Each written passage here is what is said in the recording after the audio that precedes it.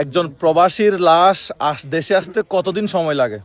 একজন প্রবাসী দেশের জন্য কাজ করে, একজন প্রবাসী দেশে রেমিটেন্স পাঠায়, একজন প্রবাসীকে সেই প্রবাসীর লাশ আসতে সময় লাগছে 18 দিন। তাও ব্যক্তিগত আমরা আমাদের পকেটের টাকা দিয়ে আনছি। যদি সরকারি টাকা দিয়ে আসে এটা নাকি 3 মাস সময় লাগবে, 3 মাস 4 মাস সময় লাগবে। কবরস্থানের পাশে দাঁড়িয়ে উনার আত্মীয় স্বজনের মানে চোখের পানির আশেপাশে আমি এই কথাগুলো চিল্লাই চিল্লাই বলতেছি, যাতে অন্য কোনো প্রবাসীর, এই যে কবরস্থানে যিনি শুয়ে আছে একজন প্রবাসী, উনার মতো অন্য কোনো প্রবাসীর লাশ যাতে বিদেশে পড়ে না থাকে মাসের পর মাস, দিনের পর দিন। আসসালামু আলাইকুম। একজন প্রবাসীর লাশ দেশে আসতে কতদিন সময় লাগে? একজন প্রবাসীর লাশ দেশে আসতে কতদিন সময় লাগে আমি আপনাদেরকে একটা এক্সাম্পল দিই। আমরা এখন কোন এলাকায় আছি বলেন তো একটু? আমরা আছি জঙ্গল পদুয়া সাতকানিয়া, লোহাগাড়া জঙ্গল পদুয়া।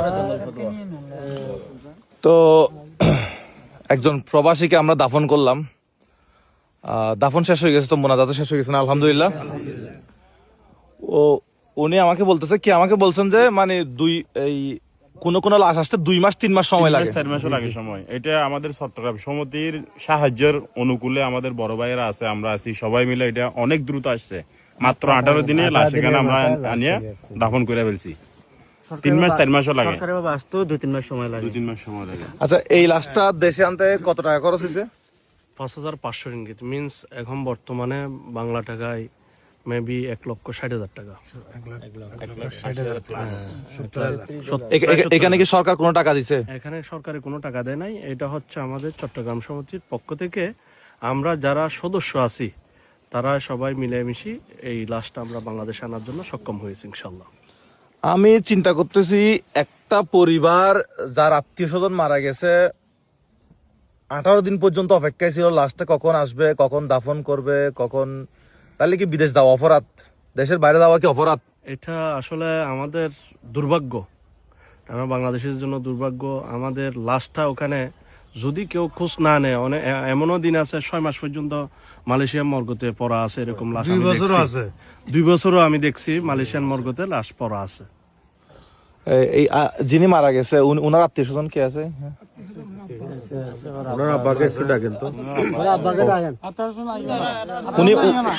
উনি দেশের বাইরে গেছে আসসালামু আলাইকুম। উনি দেশের বাইরে গেছে কয় বছর আগে?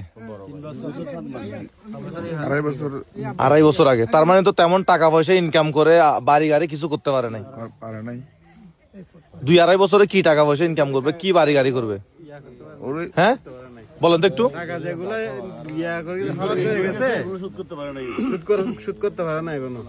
যেগুলা ঋণ করে গেছে এগুলো শোধ করতে পারে নাই।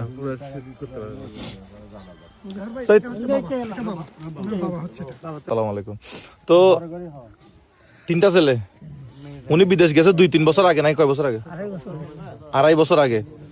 তো এখন বিদেশ গেছে কত লক্ষ টাকা খরচ করে?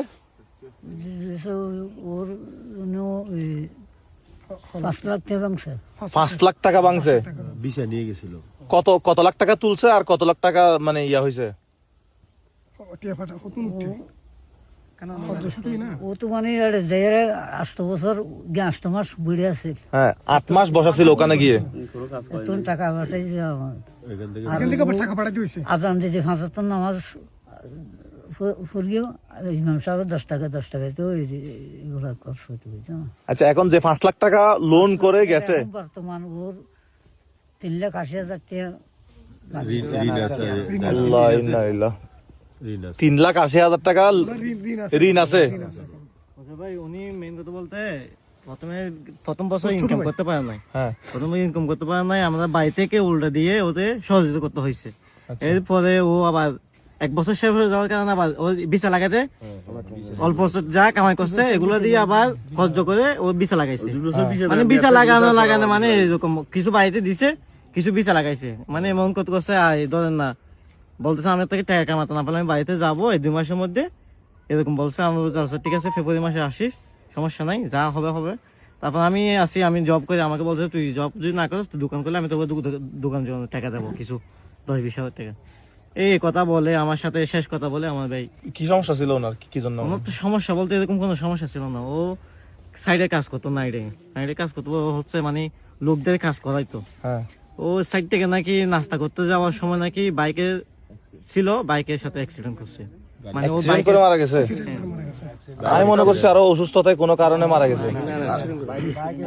আরেকটা তো বাইক অ্যাক্সিডেন্ট করলো ওই সরকার, ওই দেশের সরকার কিছু করে নাই, বা ওই দেশের সরকার কাঁদ আসলে ইন্স্যুরেন্স ক্লেম হয়, বাট ওনার যদি লাইসেন্স না থাকে তাহলে এটা বোঝা যাচ্ছে না এখনো। ওটার কাগজপত্রগুলো দেখতে হবে। সবার ডকুমেন্ট দিতে হবে ওনার, উনি কোন কোম্পানিতে ছিল, এটা কোম্পানির উপর, কিছু কোম্পানির উপর ভিত্তি করে পাওয়া যায় ইন্স্যুরেন্স থাকে। প্রত্যেকটা ওয়ার্কারের বিশেষ যাদের আছে এদের প্রত্যেকটা ওয়ার্কার একটা ইন্স্যুরেন্স প্রতি বছরে কেটে নেয়, এরা সরকারি ভাবে কেটে নেয়। উনি 5 লাখ টাকা মানে ঋণ করে দেশের বাইরে গেছে, সেখান থেকে 3,80,000 টাকা। এখন এগুলো 3,80,000 টাকা এগুলো কে শোধ করবে? আমার পরিবার শোধ করবে। ও আল্লাহ, হ্যাঁ আরেকটা বিষয়, ছোট একটা ছেলে, আচ্ছা না আমরা না দেখাই না, আমরা ভিডিওতে না দেখাই না, দরকার নেই। আরেকটা বিষয় হলো যে এই লাশ আনার পেছনে যারা এলাকায় ওখানে প্রবাসী ছিল মালয়েশিয়ায়, ওদের সার্বত্র সহযোগিতা করছে। আমরা এলাকাবাসীর পক্ষ থেকে যারা মালয়েশিয়া আছে, হ্যাঁ, আমাদের এলাকার চট্টগ্রাম সমিতি সহ যারা এই লাশ আনার বিষয়ে সহযোগিতা করছে, আমরা এলাকা বা জঙ্গলপদবাসীর পক্ষ থেকে তাদেরকে অভিনন্দন জানাই। আচ্ছা আপনারা কিসের জন্য 5,500 টাকা 5,500 রিঙ্গিত দিয়ে লাশ আনছেন? আপনাদের স্বার্থ কি? আমাদের কোনো স্বার্থ নেই। এটা হচ্ছে আমাদের চট্টগ্রাম সমিতি এমন একটা সমিতি, এটা কারো স্বার্থ নিয়ে কাজ করে না। হ্যাঁ এটা হচ্ছে আমাদের যারা প্রবাসী চট্টগ্রামে আসে, আমার চিটাঙ্গা ভাষায় কথা বলে, তাদের কোনো সমস্যা হলে আমরা সব সময় প্রস্তুত থাকি আমরা তাদের পাশে দাঁড়ানোর জন্য। আচ্ছা, শক্তি একা বল আমরা। তো সরকারে 1 টাকাও দেয় নাই, আপনারা নিজের পকেটের টাকা দিয়ে মূলত এটা করছেন? হ্যাঁ, আমাদের চট্টগ্রাম সমিতির পক্ষ থেকে বিগত আরো এই বছরের মধ্যে আরেকটা লাশ পাঠাইছি আমরা। এটা আমাদের চট্টগ্রাম সমিতির পক্ষ থেকে পাঠাইছি। এটাও আবার দ্বিতীয় টাইম আমাদের এই লাশটা আবার পাঠাইলাম আর কি। সরকারের পক্ষ থেকে আমরা এখনো কোনো ধরনের পাই নাই। ইনশাল্লাহ আমরা চেষ্টা করবো এবার আমাদের এইটার যাত্রায় আমরা এম্বাসিতে ইনশাল্লাহ আমাদের প্রতিনিধি মালয়েশিয়াতে আছে, যারা আমরা আরো চট্টগ্রামে বর্তমানে আমরা উপস্থিত আছি, ফারুক, তারপর নাজিম, ফেরদুস, তারপর রাসেল, বর্তমানে আমি সহ এখানে উপস্থিত আছি। আর মালয়েশিয়াতে আছে ফজলে নূর, বাপ্পি, সাদেক, তারপর রফিক, আরো প্রতিনিধি সিআইপি শাফুদ্দিন, এরা ওখানে আছে। আমরা এইবার এই রাষ্ট্রের বিষয় নিয়ে একটা মাথা নাড়া দিছে আমাদের। আমরা গভর্নমেন্টের কাছে একটা অনুরোধ করার জন্য, এবং আমাদের পক্ষ থেকে আমরা একটা মিটিং করব। ওই মিটিংয়ে আমরা চেষ্টা করব এম্বাসি পর্যন্ত গিয়ে এই জিনিসটা আমরা কিভাবে সমাধান করা যায়, সরকারি পক্ষ থেকে আমরা কোনো অনুদান পাই কিনা। এখন এইভাবে যদি মনে করেন বাংলাদেশ থেকে একটা লোক 5 লাখ টাকা দিয়ে গিয়ে ওখানে লাশ হয়ে যদি আবার বাংলা ফ্যামিলি থেকে টাকা দিয়ে যদি আবার আসতে হয়, তাহলে তো এটা আমাদের এই বাংলাদেশের অনেক একটা ভোগান্তি। এই ভোগান্তিটা কিভাবে করা যায় আমরা আপনাদেরকে সহযোগিতা নেব, এবং আমরা যারা চট্টগ্রাম সমিতির প্রতিনিধিরা আছে তাদের আমরা বসে আমাদেরকে আপনারা সহযোগিতা করবেন। আমরা সবার জন্য কিছু করতে পারি ওই কামনা আমরা করি ইনশাল্লাহ। কিন্তু একটা দুঃখের বিষয় হচ্ছে সরকার মানে কোনো সহযোগিতা করে নাই, সরকার দেখে নাই, একটা মানুষ মারা গেছে, সরকারের কোনো দায়িত্ব নাই। সরকারের আপনি বলতেছেন এগুলা নিয়ে যদি আমরা সরকারি নিয়মে যদি এই লাশটা বাংলাদেশে আসে 2-3 মাস সময় লাগে যাবে, তাও আবার 1, 2, 3 মানুষকে ওখানে কি দৌড়াদৌড়ি করতে হবে এম্বাসিতে। এগুলো কেন? এম্বাসিতে মানুষ নাই এগুলো কাজ করার জন্য? এদের গরজ অনুযায়ী এরা কাজ করতেছে। শুধু এটা না, শুধু মালয়েশিয়াতে অনেক এই অবৈধ জেল হাউসতে আছে, এম্বাসিতে কোনো আমি দেখতেছি না। মালয়েশিয়ার এম্বাসিতে যারা চাকরি করে ওরা কি বাংলাদেশি না? বাংলাদেশি এরা কিন্তু দায়িত্ব মনে করতেছে না। যদি আদৌ যদি দায়িত্ব মনে করতো, নাহলে এত শত এই প্রবাসী জেলে আছে, হ্রাস পড়ে আছে, এগুলার খোঁজ খবর নিত। এটা এম্বাসি তো জানে না যে এটা এই যে লোকটা মারা গেছে, এখান থেকে কাগজ দিছে, কিভাবে আসতেছে, কাগজটাতে সাইন করছে এম্বাসিডারে, কাগজটাতে সাইন করছে, এটা ছাড়পত্র দিছে, ট্রাভেল ডকুমেন্ট দিছে, এম্বাসিতে দিছে। এই এম্বাসি তো এটার বিষয়ে কোনো কিছু কি করে নাই, যাচাই বাছাই করে না যে এই টাকাটা কে দিল, কিভাবে আসলো, লাশটা কিভাবে যাচ্ছে, এটা খোঁজ খবর নেয় নাই। পুরোপুরি হচ্ছে একটা সরকারের ব্যর্থতা, মানে এটা আমাদের আমাদের সিস্টেমের ব্যর্থতা। সিস্টেমের সরকারের ব্যর্থতা। আমরা মনে করি এটা সরকারের ব্যর্থতা আছে এখানে। মানে রেমিডেন্স যুদ্ধ দেশের জন্য দেশের টাকা পাঠাচ্ছে, রেমিডেন্স পাচ্ছে, একজন মারা যাওয়ার পর লাস্টে ভাবে ফুসে করে এই দেশে এটা অবহেলা, এটা অবহেলা, এটা দায়িত্বের অবহেলা। একজন রেমিডেন্স যুদ্ধ আর যদি পরে থাকে তাহলে এর ব্যর্থতা আর কিছু নেই। যদি সিস্টেমে যদি এটা থাকে যে এই সরকারের পক্ষ থেকে লাশ, ওনারা বলতেছে লাশ আনার একটা সিস্টেম আছে, 2-3 মাস সময় লাগে যায়। কথা হচ্ছে সরকার যদি দায়িত্ব নেয় তাহলে 2-3 মাস সময় কেন, 2-3 মাস পরে হলেও বিমানে যাবে, হ্যাঁ, এখন হলেও বিমানে যাবে। যাবে। তাহলে এখানে দৌড়াদৌড়ি করার বিষয়গুলো একটু কমালে ভালো হবে। অবশ্যই ভালো হবে।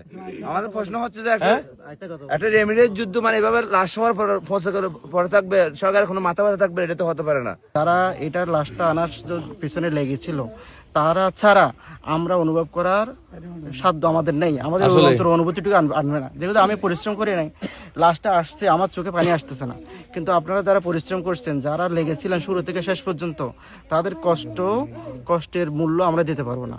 এর জন্য মালয়েশিয়া সমিতি, চট্টগ্রাম সমিতি, মালয়েশিয়া প্রবাসীদের চট্টগ্রাম সমিতির সংশ্লিষ্ট সবাইকে আমার এলাকার পক্ষ থেকে বিশেষ ধন্যবাদ ও কৃতজ্ঞতা প্রকাশ করতেছি।